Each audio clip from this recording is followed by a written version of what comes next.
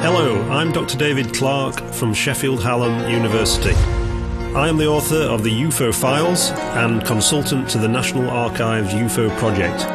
In this presentation, I will guide you through the highlights of this, the 5th collection of Ministry of Defence UFO Files. There are 24 files in this collection. 15 of the files contain correspondence, there are 8 UFO sighting report files, and 1 file covering parliamentary questions. The correspondence files cover the period 1994 through to 1999, and the UFO report files begin in August 1994 and end in September 2000. In all, there are more than 6,000 pages of material in this release, covering over 1,000 separate UFO reports made to the Ministry of Defence. It's important to point out that many of these reports are not strictly unidentified flying objects. The vast majority are likely to be IFOs, that is, identified flying objects. One example from these files is a drawing that shows a flying object seen by a woman in Highbury, London, in January 1994. She watched it for some time and produced a sketch that shows a spinning Saturn-shaped UFO with white and red lights. But when she pointed this out to passers-by, they said it was a balloon or airship, not a flying saucer. In fact, this UFO was the Virgin Lightship airship that was operating over London at the time. A flyer for the company said the most striking feature of the airship is that the entire hull can be internally illuminated, providing a most dramatic advertising platform for nighttime use. An Air Ministry study during the 1950s found that 90% of sightings reported to them could be easily explained if inquiries were carried out quickly enough before the scent went cold. Many turned out on investigation to be ordinary things such as balloons, aircraft, fireballs and bright stars and planets. However, by the late 1990s, few of the incidents reported to the Ministry of Defence were investigated to this depth. As these files show, most were simply received and filed away without further investigation. Nevertheless, 1996 was one of the busiest years for UFOs, with 609 reports received by the Ministry of Defence. The popularity of UFOs continued into 1997, when 425 reports were logged. But from that point, the files show a decline in the numbers of sightings reported. There were just 193 in 1998, 228 in 1999, and 210 in the year 2000. Most of the UFO reports in these files describe lights and objects in the sky that left behind no tangible traces. But just occasionally, the files contain that rare nugget, a case of physical evidence. One example is the startling account of a man who developed an unexplained illness after he was hit by a beam of light from a UFO. He was driving in South Wales one night in January 1997 when he saw a massive star approaching his car from the east. Then a tube of light came down from the sky at a 45-degree angle that surrounded him. He stopped and switched his headlights off as the light encircled the car, remaining for perhaps 5 minutes. He noticed there was no sound, as would have been expected if the light was a searchlight from a helicopter or other aircraft. Frightened, he began to feel ill and was sick later that night.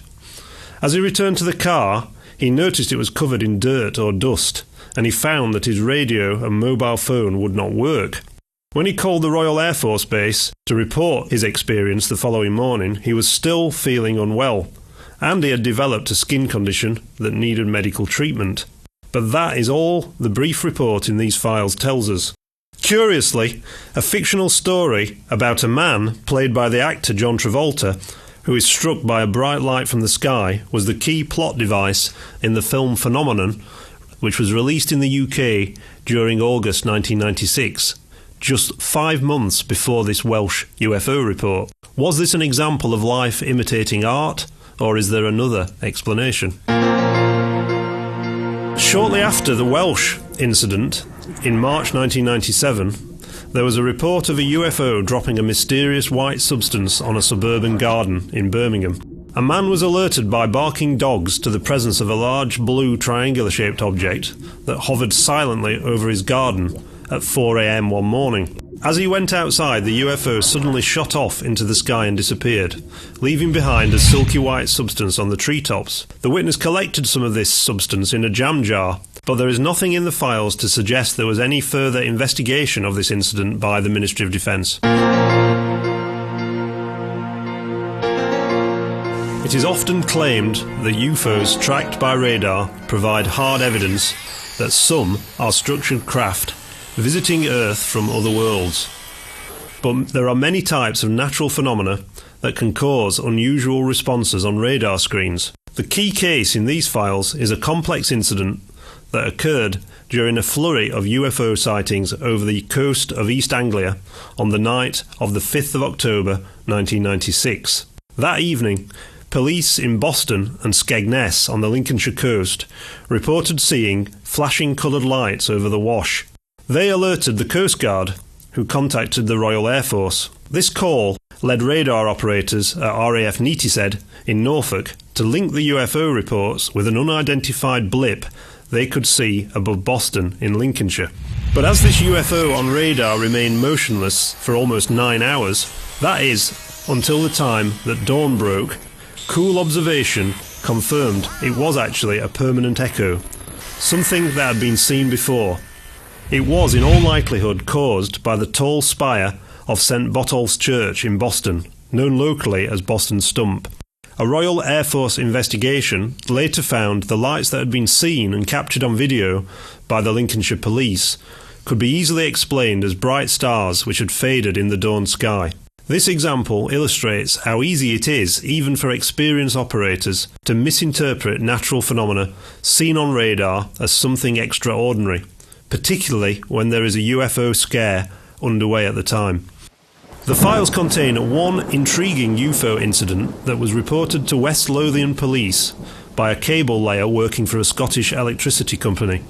Late on the night of the 30th of July 1994, he was sitting in his car watching an electrical storm from playing fields at Annandale near Edinburgh when he saw a flying object that appeared to be descending behind trees to the southwest.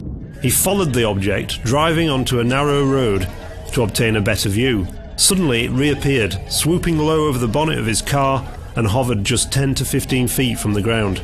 He feared it was about to crash into the fields, but it suddenly reversed its direction and sped off in a northerly direction. A sketch of this UFO, sent to the MOD, shows a large object shaped like a Toblerone chocolate bar with rounded corners. It was unlighted and made no sound. During the incident, the observer claimed his car ignition and a handheld torch failed to work. He eventually called the police on his mobile phone and they arrived at the scene shortly afterwards. Their report said, "Not drunk and appears genuine." All 24 of these files can be downloaded from the National Archives UFO website at nationalarchives.gov.uk/UFOs.